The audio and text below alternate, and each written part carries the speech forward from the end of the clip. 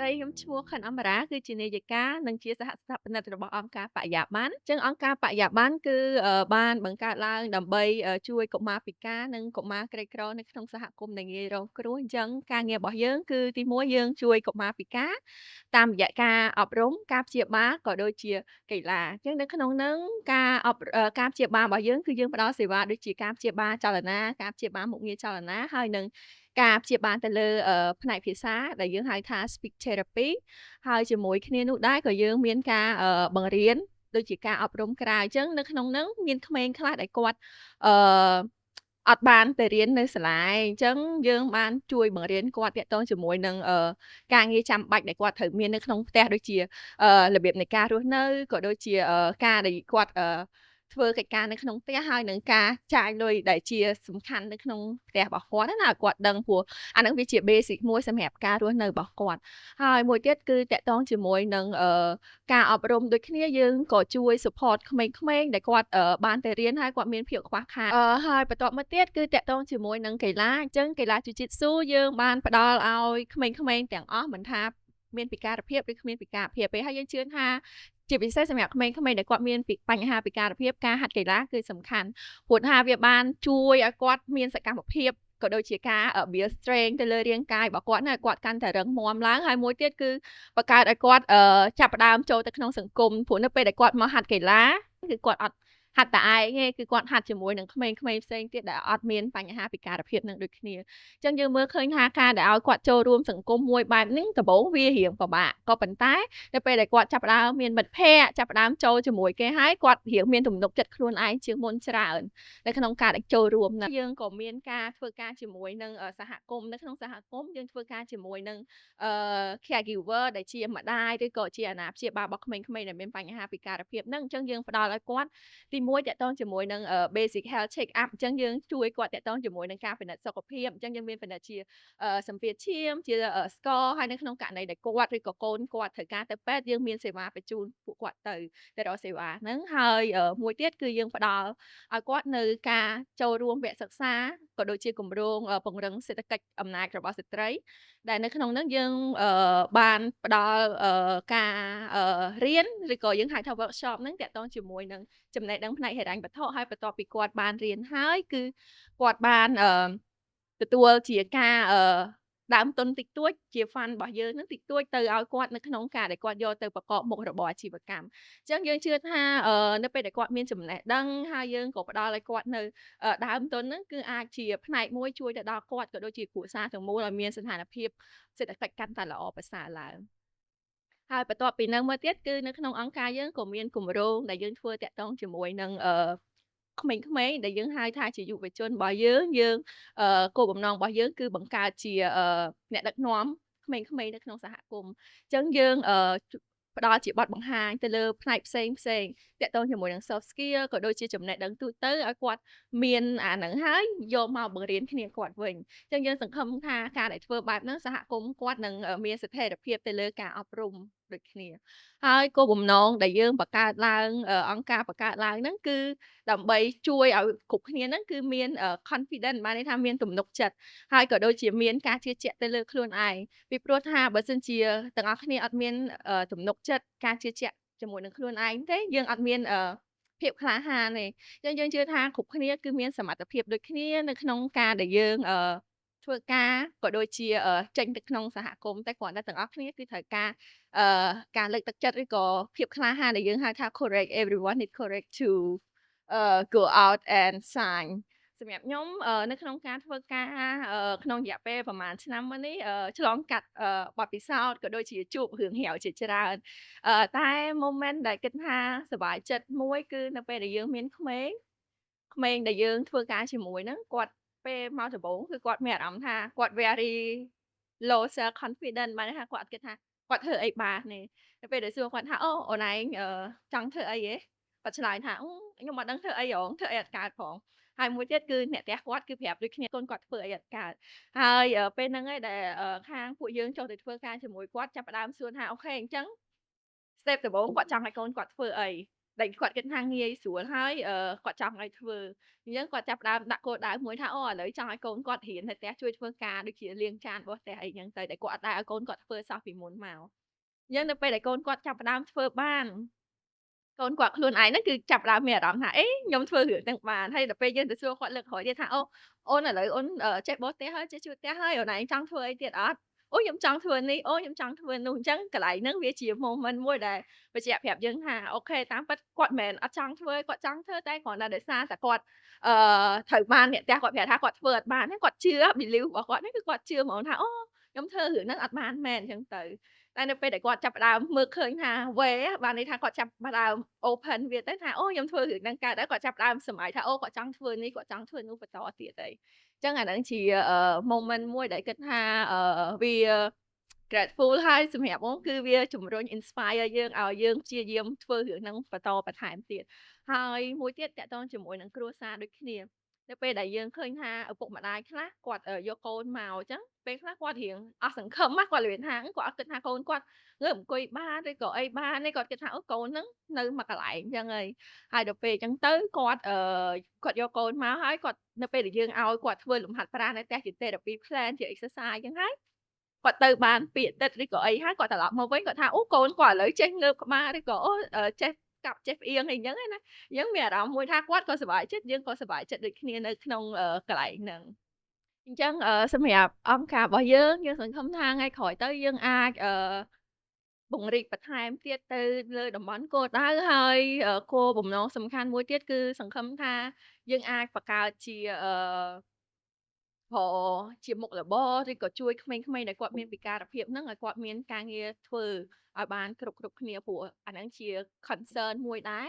សម្រាប់អង្គការព្រោះថាឥឡូវសប្តាហ៍ថ្ងៃជាក់ស្ដែងយើងធ្វើការជាមួយក្មេងដែលគាត់មានបញ្ហាពិការជាពិសេសក្មេងដែលគាត់មានបញ្ហាទៅលើសតិបញ្ញាអីហ្នឹងគឺអត្រាដែលគាត់រកការងារធ្វើបានគឺតិចមែនតែនសឹងតែថាគ្មានទេណាព្រោះភាគច្រើនយើងអ្នកដែលគាត់មានជនពិការដែលគាត់មានសមត្ថភាពទៅធ្វើការភាគច្រើនគ្រាន់តែពិការដៃពិការជើងទៅលើការពិការអវយវៈហ្នឹងក៏ប៉ុន្តែតាក់ទងជាមួយនឹងក្មេងដែលគាត់មានបញ្ហាពិការសតិបញ្ញាឬក៏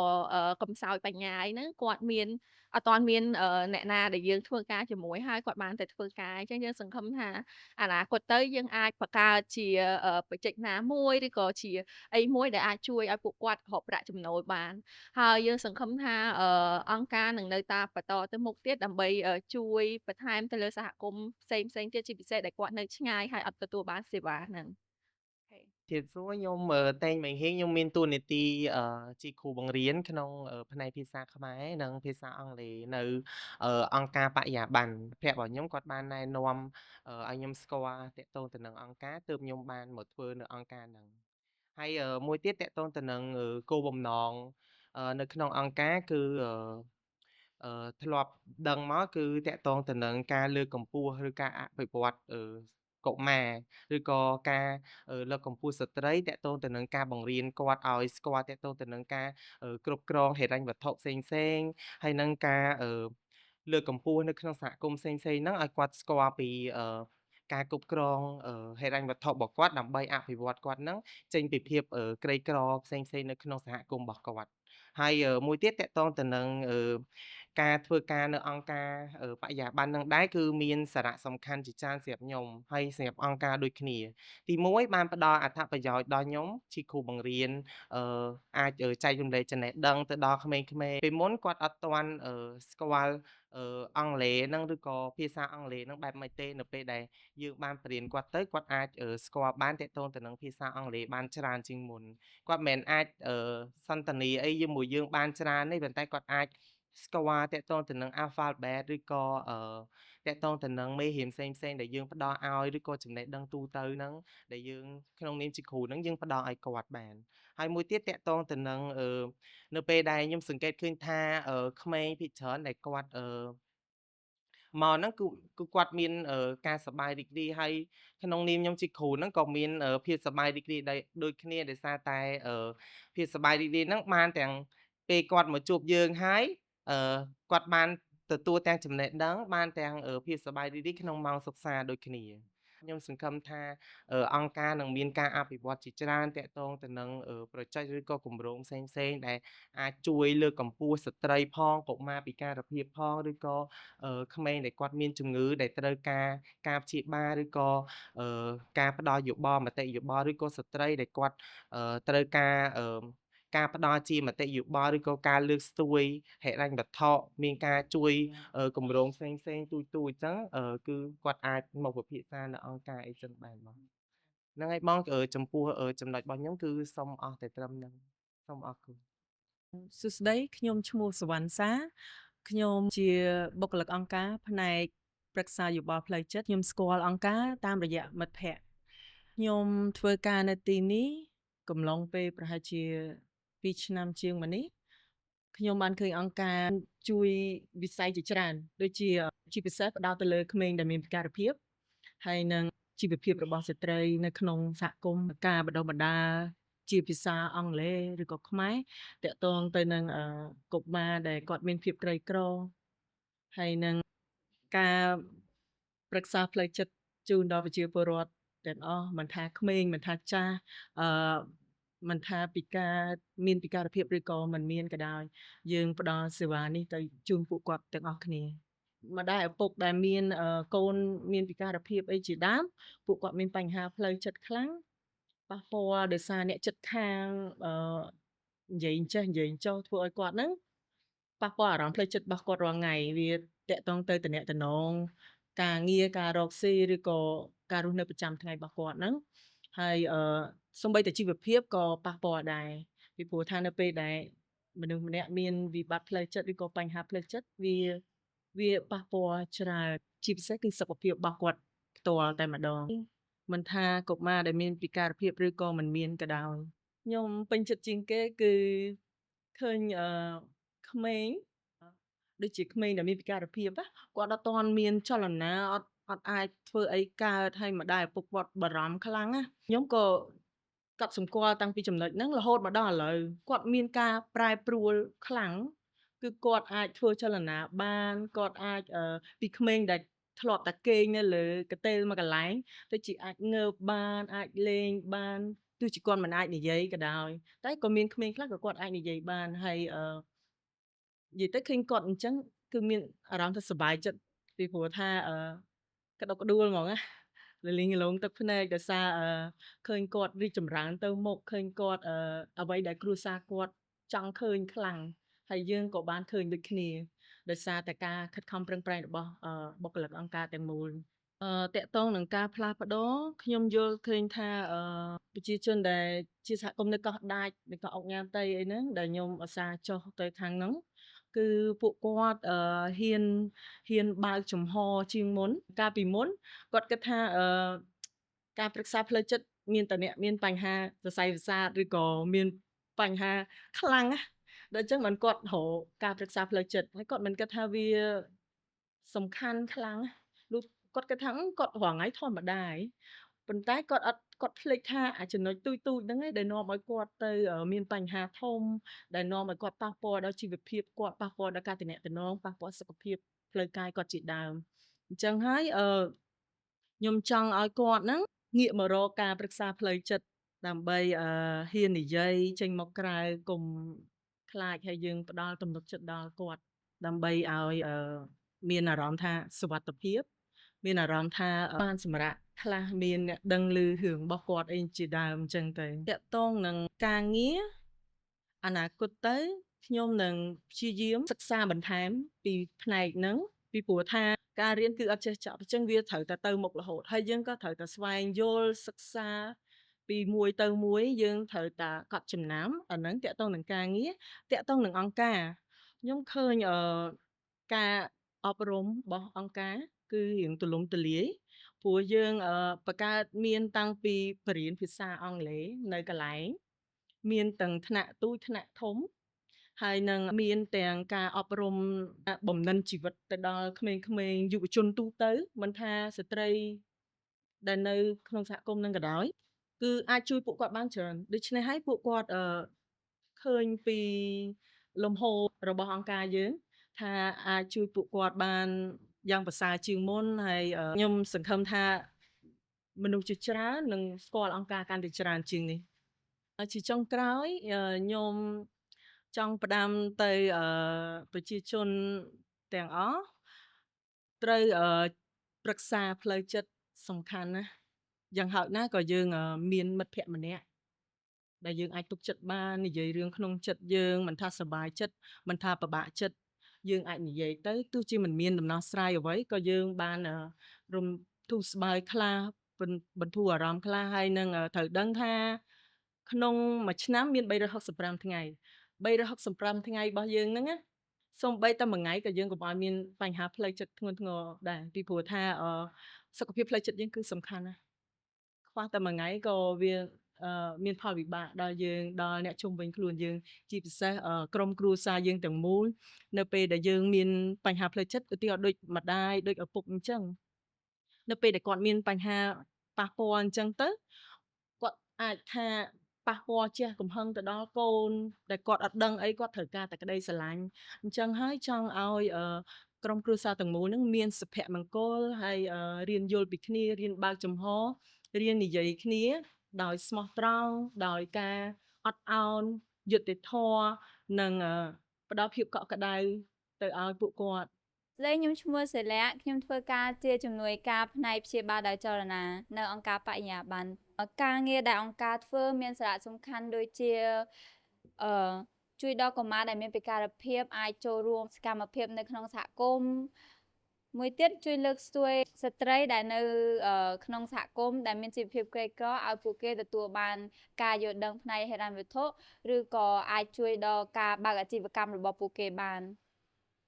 ការសប្បាយចិត្តជាងគេគឺយើងឃើញស្នាមញញឹមការដែលយើងបានផ្ដល់ក្តីស្រឡាញ់ឬក៏ការមើលថែឬក៏សេវាកម្មពួកយើងបានទៅដល់ឲ្យពួកគាត់ទាំងម្ដាយទាំងឪពុកហើយនិងកូនគឺពួកគាត់បានទទួលក្តីស្រឡាញ់ហើយបន្ទាប់ពីការដែលគាត់ទទួលបានក្តីស្រឡាញ់ហើយគាត់ឃើញកូនរបស់គាត់មានការវិវត្តដែលគាត់នឹកស្មានថាអូ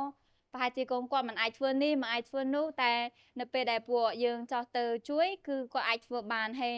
គាត់មានស្នាមញញឹមជាអ្វីដែលខ្ញុំចូលចិត្តត្រង់ហ្នឹងក្រៅពីហ្នឹងគឺយើងក៏មានកម្មវិធីលេងសប្បាយជាមួយក្មេងដូច Fun Day ដែលយើងមានហ្នឹងក៏អាហ្នឹងខ្ញុំហាសប្បាយបំផុតចាចូលមកធ្វើការហ្នឹងពីដំបូងខ្ញុំធ្វើជាជំនួយការចឹងខ្ញុំមានតែបកប្រែហើយនឹងយើងមើលគាត់បរៀនក្មេងមើលអីចឹងតែពេលឥឡូវអ្វីដែលផ្លាស់ប្ដូរគឺខ្ញុំអាចមើលក្មេងខ្លួនឯងបានខ្ញុំអាចបង្កើតលំហាត់ខ្ញុំអាចចុះទៅសួរសុខទុក្ខដោយម្នាក់ឯងដោយមិនចាំបាច់មានគាត់ចឹងណាចឹងមានថាអានឹងជាអ្វីដែលប្លែកហើយមួយទៀតអ្វីដែលផ្លាស់ប្ដូរធំបំផុតគឺកាលពីមុនគឺយើងមានក្មេងតែប្រហែលអ្នកឯងតែឥឡូវយើងចាប់ផ្ដើមមានក្មេងនៅភ្នំពេញនៅកោះដាច់ក៏មានក្មេងច្រើនជាងមុនបន្ទាប់ពីខ្ញុំរៀនចប់គឺខ្ញុំអត់មានបទពិសោធន៍ទេខ្ញុំរៀនផ្នែកកីឡាវិទ្យាសាស្ត្រនៅថៃចឹងបន្ទាប់ពីខ្ញុំរៀនចប់ខ្ញុំចង់បានទទួលបទពិសោធន៍ថ្មីហើយខ្ញុំក៏បានមកធ្វើការជាមួយនឹងអង្គការហ្នឹងបានចុះទៅតាមផ្ទះជាមួយអ្នកគ្រូដែលគាត់មានជំនាញផ្នែកព្យាបាលដោយចលនាហ្នឹងហើយពេលដំបូងគាត់នឹងបរៀនយើងគាត់បរៀនថាពីក្មេងម្នាក់ការវិវត្ត milestone របស់ក្មេងផ្សេងគ្នាហើយនឹងភាពពិការភាពក៏មានផ្សេងគ្នាដែរមិនចាំបាច់តាពីការដៃពីការជើងជួនកាលវាអាចនឹងពីការនិយាយពីការខួរក្បាលធ្វើឲ្យយើងបានមើលឃើញថាការដែលយើងគិតថាពិការហ្នឹងគឺសម្រាប់តែដៃបាត់ជើងតែតាមពិតទៅគឺការដែលមានពិការភាពគឺវាមានទលំទលាយមានច្រើនមែនតើអញ្ចឹងការរៀនពីគាត់គឺខ្ញុំបានដឹងច្រើនមែនតើពីការរៀបចំគម្រោងការរៀបចំលំហាត់ប្រាណការរៀបចំ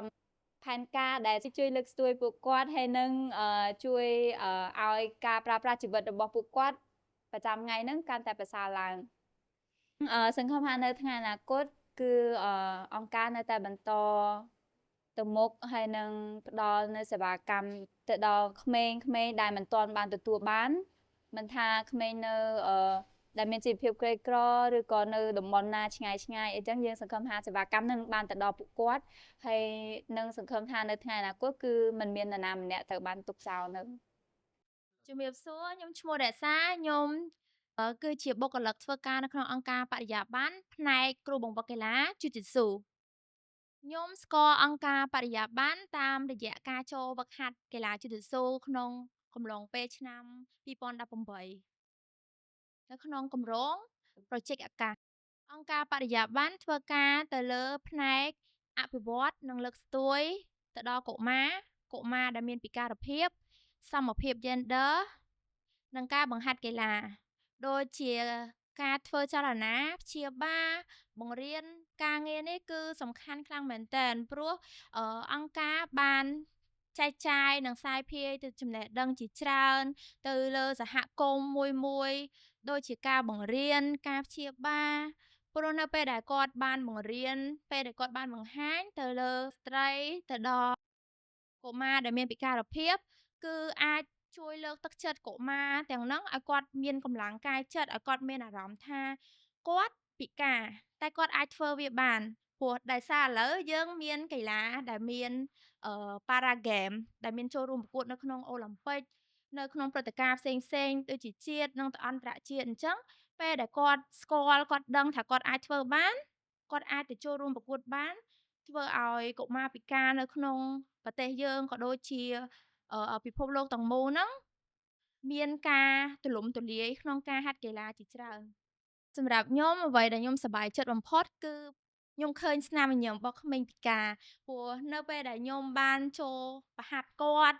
ពីដំបូងគឺគាត់និយាយហ្មងគាត់អត់ទាន់បានធ្វើគាត់ថាខ្ញុំអត់អាចធ្វើបានទេខ្ញុំអត់អាចធ្វើបានទេតែជាក់ស្ដែងពេលដែលគាត់បានចូលហ្វឹកហាត់គាត់ធ្វើវាបានគាត់មានអារម្មណ៍ថាអូយសប្បាយចិត្តខ្លាំងណាស់ហើយបើខ្ញុំអាចធ្វើវាបានអញ្ចឹងស្នាមញញឹមរបស់គាត់ការតាំងចិត្តរបស់គាត់ធ្វើឲ្យគាត់មានទំនុកចិត្តធ្វើវាបន្តទៅមុខទៀតការងារនេះគឺបានផ្លាស់ប្ដូរខ្ញុំច្រើនមែនទែនព្រោះពេលដែលខ្ញុំបានចូលធ្វើការនេះដូចជាខ្ញុំ train ខ្លួនឯងចឹងបរៀនខ្លួនឯងពីមួយជំហានទៅមួយជំហានដំបូងខ្ញុំធ្វើការគឺក្មេងៗគាត់មានពិការភាពគាត់ពិបាកក្នុងការហាត់កីឡាគាត់ពិបាកក្នុងការដើរទៅតាមប្រភេទជំងឺរបស់គាត់នីមួយៗអញ្ចឹងពេលដែលធ្វើយូរៗទៅហាត់ជាមួយគាត់យូរៗទៅអភិវឌ្ឍគាត់ពីមួយជំហានទៅមួយជំហានគាត់អាចដើរបានត្រង់ជាងមុនគាត់អាចបត់បែនហាត់រោទៅមុខដូចជាកីឡាជីតស៊ូដែលខ្ញុំប្រហាត់ហ្នឹងវាមានចលនាជាច្រើនដែលក្មេងគាត់ពិបាកធ្វើអញ្ចឹងពេលដែលគាត់អាចធ្វើវាបានគឺនឹងក៏ជាអ្វីដែល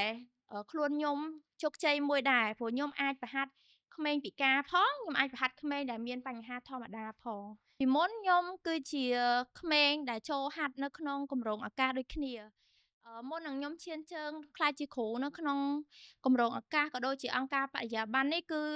មានរឿងជាច្រើនដែលខ្ញុំឆ្លងកាត់ពីមួយជំហានទៅមួយជំហានពេលដែលខ្ញុំបានចូលហ្វឹកហាត់ដំបូងខ្ញុំអត់មានដែលមានអារម្មណ៍ថាខ្ញុំចង់ធ្វើជាគ្រូចង់ធ្វើជាកីឡាករជម្រើសជាតិអីទេខ្ញុំគ្រាន់តែចង់ការពារខ្លួនព្រោះមានគេធ្លាប់ធ្វើបាបតែដល់ពេលដែលខ្ញុំចូលហាត់យូរៗទៅខ្ញុំសិក្សាយូរៗទៅខ្ញុំមាន idol របស់ខ្ញុំចង់ខ្លាំងខ្ញុំចង់ចេញក្រៅប្រទេសខ្ញុំចង់ប្រកួតចង់ក្លាយជាគ្រូខ្ញុំខំប្រឹងពីមួយថ្ងៃទៅមួយថ្ងៃ train ខ្លួនឯង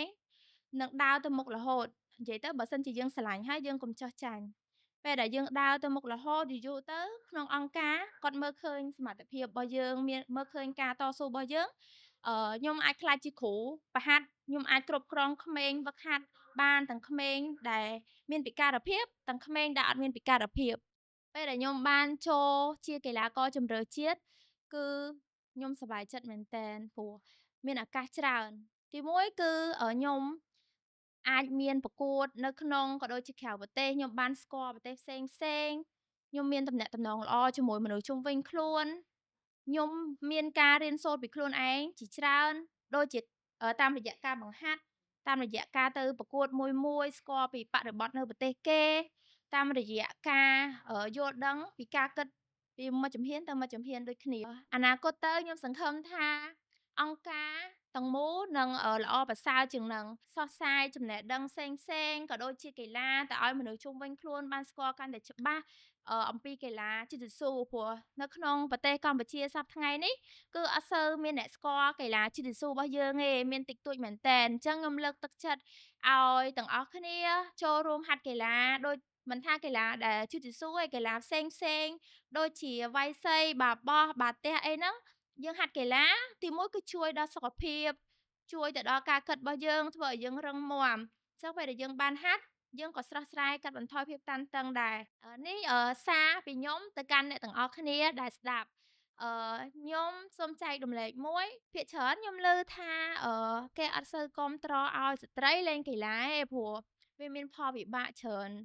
សម្រាប់មនុស្សស្រីប៉ុន្តែសម្រាប់ខ្ញុំវិញខ្ញុំលើកទឹកចិត្តឲ្យស្ត្រីព្យាយាមចូលរួមលេងកីឡាព្រោះកីឡាវាល្អសម្រាប់សុខភាពមែនតើកីឡាអាចផ្លាស់ប្ដូរយើងពីមនុស្សម្នាក់ទៅមនុស្សម្នាក់ទៀតបានពីមនុស្សដែលខ្លាចគេទៅជាមនុស្សដែលអាចចូលរួមសកម្មភាពផ្សេងៗជាមួយគេដោយអត់មានភាពខ្មាស់អៀនហើយស្ត្រីអាចរឹងមាំបានស្ត្រីអាចឈ្នះបានយើងបង្កើនភាព gender សម្រាប់ខ្លួនយើងក៏ដូចជាសហគមន៍ទាំងមូលប្រទេសជាតិទាំងមូលដូចគ្នាជំរាបសួរខ្ញុំឈ្មោះចន្ទថាខ្ញុំជាបុគ្គលិកសហគមន៍ខ្ញុំស្គាល់អង្គការតាមរយៈប្អូនប្រុសរបស់ខ្ញុំដែលគាត់មានពិការភាពខ្ញុំថ្ងៃបង្រៀនក្មេងដែលមានពិការភាពព្យាបាលហើយនឹងចុះសម្របសម្រួលក្រុមសន្សំទាំង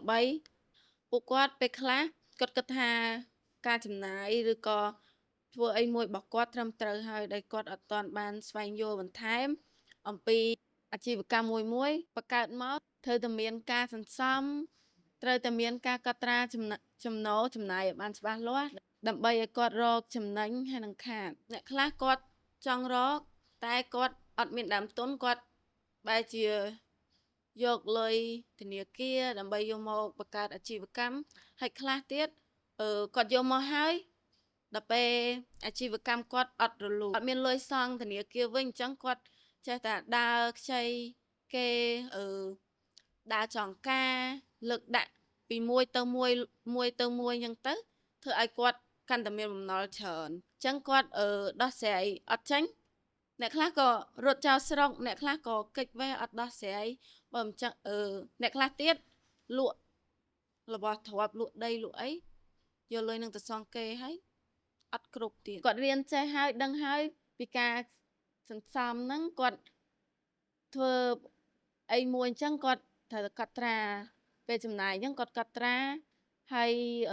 ពេលអាជីវកម្មគាត់ទៅរលូនអញ្ចឹងគាត់អាចសន្សំលុយបានដើម្បីបង្កើតអាជីវកម្មតដោយអត់មានខ្ចីលុយឬក៏ជំពាក់គេពេលរៀនចប់ហ្នឹងគាត់ទទួលបានជាកញ្ចប់សម្រាប់យកទៅបង្កើតអាជីវកម្ម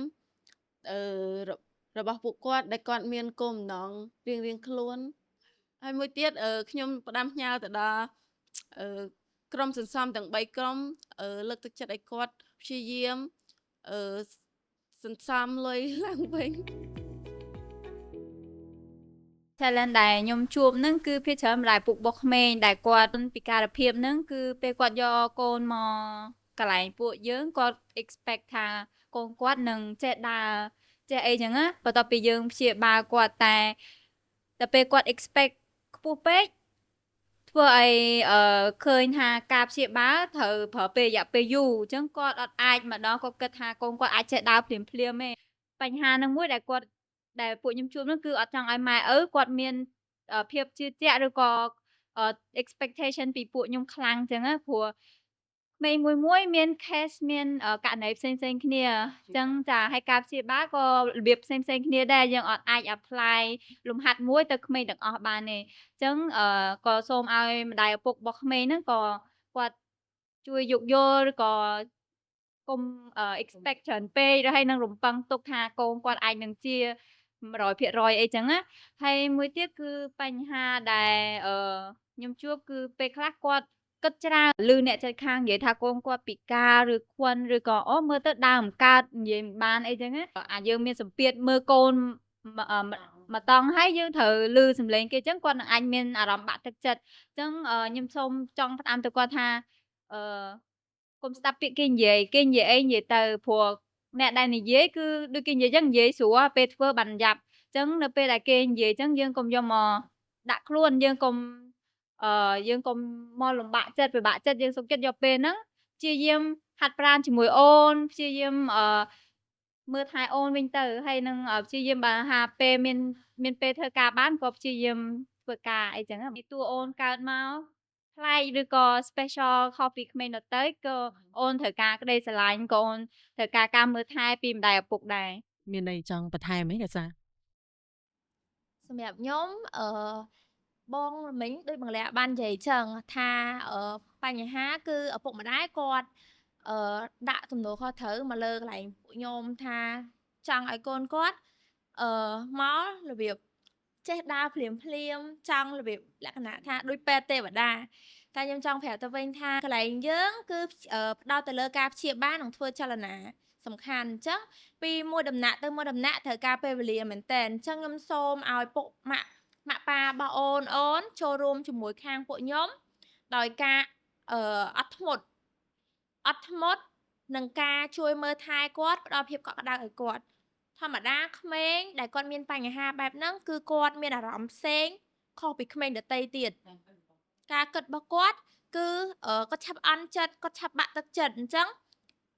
ព្យាយាមលើកទឹកចិត្តគាត់ព្យាយាមនៅជាមួយគាត់ផ្ដល់ភាពកក់ក្ដៅឲ្យគាត់មានអារម្មណ៍ថាទោះគាត់បែបណាក៏ម៉ាក់ប៉ានិងមនុស្សជុំវិញខ្លួនស្រឡាញ់គាត់ដែរ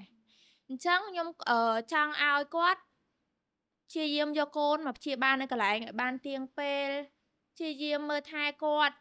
ធ្វើតាមគ្រូពីមួយដំណាក់ទៅមួយដំណាក់ព្រោះនៅកន្លែងភាគច្រើនក្មេងៗដែលមកព្យាបាលក្នុងមួយអាទិត្យអីក្មេងខ្លះបានតែមួយថ្ងៃឬក៏2ថ្ងៃអីទេអញ្ចឹងអ្នកដែលនៅជាមួយក្មេងចិត្តស្និទ្ធបានយូរគឺម៉ាក់ប៉ាដែលនៅផ្ទះពេលដែលគាត់មកកន្លែងព្យាបាលជាមួយគ្រូគាត់ឃើញលំហាត់ប្រាណគ្រូបែបនេះបែបនោះគាត់អាចយកទៅធ្វើនៅផ្ទះបានជាមួយនឹងក្មេងប្រចាំថ្ងៃចំណាយពេលពី20ទៅ30នាទីជាមួយពួកគាត់ហាត់ប្រាណជាមួយគាត់លេងជាមួយគាត់អញ្ចឹងពេលមួយដំណាក់ទៅមួយដំណាក់គឺវាអភិវឌ្ឍតទៅមុខរហូតអញ្ចឹងខ្ញុំសូមឲ្យពួកគាត់ជាអាណាព្យាបាលចូលរួមជាមួយពួកខ្ញុំក្នុងការព្យាបាលកូនរបស់លោកអ្នកដើម្បីមើលឃើញផ្លូវទៅមុខរបស់ពួកគាត់ចង់ឲ្យពួកគាត់ប្រសើរឡើងទៅតាមបែបរបស់ពួកគាត់នីមួយៗហ្នឹងខ្ញុំមានតែប៉ុណ្្នឹងអរគុណ ចាតកតងនឹងបងវិញបងយល់ឃើញថាពួកគាត់គឺប៉ះពាល់ផ្លូវចិត្តស្រាប់ហើយជាពិសេសឪពុកម្ដាយអញ្ចឹងហើយបងធ្វើការជាមួយភាគច្រើនគឺជាមួយឪពុកម្ដាយប៉ុន្តែក្មេងក៏គាត់ធ្វើការជាមួយដែរបើសិនជាគាត់អត់ចេះនិយាយអញ្ចឹងយើងអាចធ្វើជាសញ្ញាឬក៏ជាការលេងជាមួយនឹងគាត់ដើម្បីឲ្យគាត់មានអារម្មណ៍ថាធូរស្បើយឲ្យគាត់មានអារម្មណ៍ថាមានអ្នកដែលខ្វល់ខ្វាយពីគាត់ដែលយល់ពីគាត់ចង់បានអ្វីអីអញ្ចឹងទៅហើយបើតកតងនឹងឪពុកម្ដាយដូចអូននិយាយមុនហ្នឹងអញ្ចឹងគឺអត់ចង់ឲ្យគាត់គិតខ្វល់ខ្វាយពីពាក្យរបស់អ្នកដទៃទេពីព្រោះថាពាក្យខ្មែរតែងតែនិយាយថាចង្គៀងផ្ទះណាភ្លឺផ្ទះហ្នឹងអញ្ចឹងគាត់ជាអ្នកធ្វើគាត់ជាអ្នកទទួលរ៉ាប់រងទៅលើកូនគាត់ចិញ្ចឹមកូនគាត់ដែលមានពិការភាពហ្នឹងណាអញ្ចឹងនៅពេលដែលគាត់ចិញ្ចឹមខ្លួនឯងគឺគាត់ដឹងថាហត់ហើយគាត់ប៉ះពាល់ផ្លូវចិត្តខ្លាំងណាស់នៅពេលដែលគាត់ឮពីសម្ដីអ្នកដទៃគ្រាន់តែនិយាយមកកាត់តិចគាត់ហ្នឹងវាកាន់តែប៉ះពាល់គាត់ខ្លាំងទៀតអញ្ចឹងហើយគ្រាន់តែចង់ផ្ដាំទៅគាត់ថារៀនទទួលស្គាល់ការពិត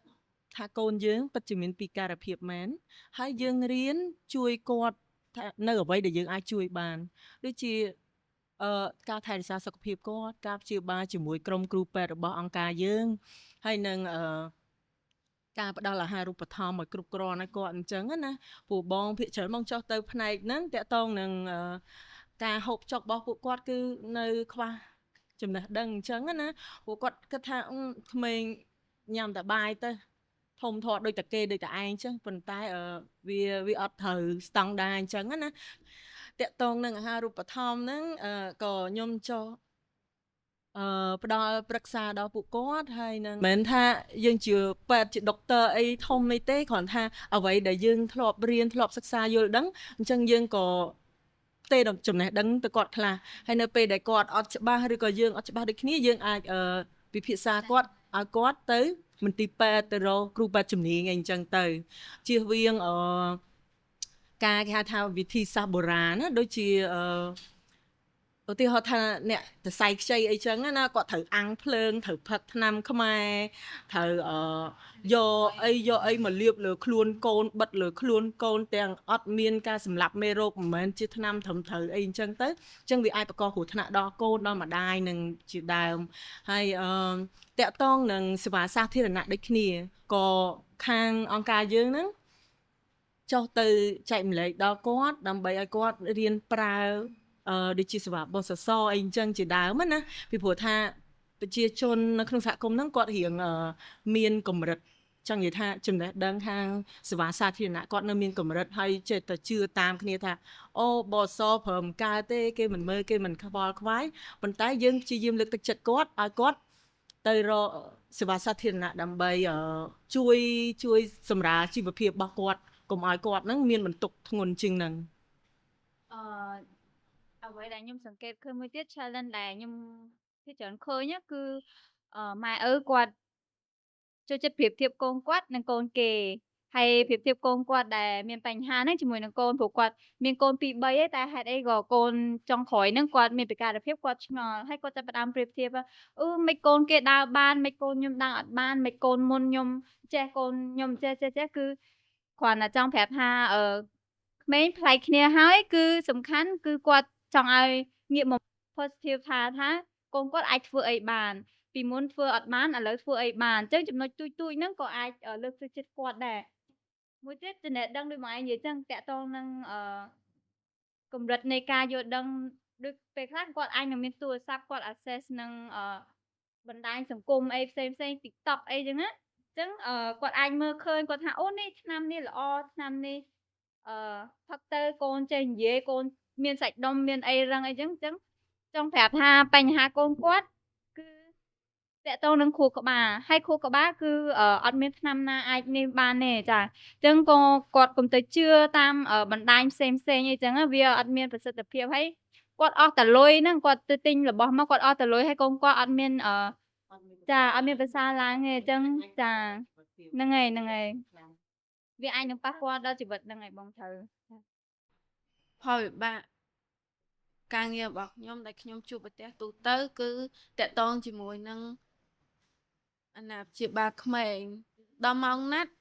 គឺអត់មានអាណាព្យាបាលយកក្មេងមកទេ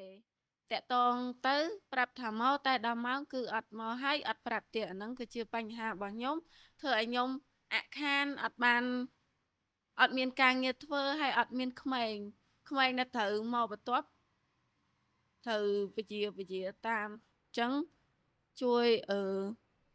ចង់5ផ្ញើទៅដល់អាណាព្យាបាលក្មេងនៅពេលដែលគាត់ច្បាស់ថាយកមកគឺគាត់ប្រាប់ខ្ញុំត្រង់ថាបានយកកូនមកដល់ពេលប្រាប់ថាមកហើយអត់មកវិញអញ្ចឹងខ្ញុំអត់មានអីធ្វើដែរហើយបើសិនជាគាត់ប្រាប់មុនអញ្ចឹងស្នុកខ្ញុំហៅក្មេងម៉ោងបន្ទាប់មកដាក់ម៉ោងនឹងមុនចាចំពោះខ្ញុំវិញគឺតកតងទៅនឹងផលវិបាកនៃការបរៀនក្នុងនាមជាគ្រូបរៀនគឺយើងត្រូវមានចំណេះដឹងទូលំទូលាយយើងមានបទពិសោធន៍នៃការបង្រៀនហើយនិងវិធីសាស្ត្របង្រៀនល្អសម្រាប់ចែកម្លែកដល់គាត់ចំពោះតកតងទៅនឹងផលវិបាកនៅក្នុងការបរៀនគឺវាមានកត្តារួមផ្សំជាច្រើនគឺមានកត្តាសិស្សឬក៏កត្តាគ្រូបង្រៀនផ្ទាល់ឬក៏កត្តាសាលារៀនក៏មានដែរតកតងទៅនឹងកត្តាគ្រូបង្រៀនគឺដោយសារតែគ្រូបង្រៀនហ្នឹងគាត់អត់មានវិធីសាស្ត្រឬក៏គ្រូកសលក្នុងការបរៀនហ្នឹងបានច្បាស់លាស់អញ្ចឹងធ្វើឲ្យគាត់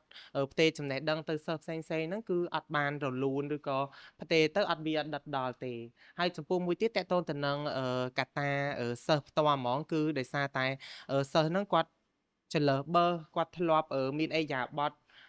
ពីដើមមកគឺគាត់ឆ្លើយគាត់ប្រហើនអញ្ចឹងនៅពេលដែលគាត់ជួបគ្រូអញ្ចឹងទៅគាត់នៅតែប្រកាន់អកប្បកិរិយាបែបហ្នឹងដែរអញ្ចឹងធ្វើឲ្យគ្រូហ្នឹងគាត់ពិបាកក្នុងការបរៀនហើយសិស្សផ្ទាល់ក៏គាត់ប្រកាន់អកប្បកិរិយាហ្នឹងគឺតទៅរហូតអត់អាចកែបានអញ្ចឹងមួយទៀតតកតងទៅនឹងកត្តាសាលារៀនឧទាហរណ៍សាលារៀនហ្នឹងគឺពុំមានអីចាប់អារម្មណ៍នៅក្នុងសាលាឬក៏ពុំមាន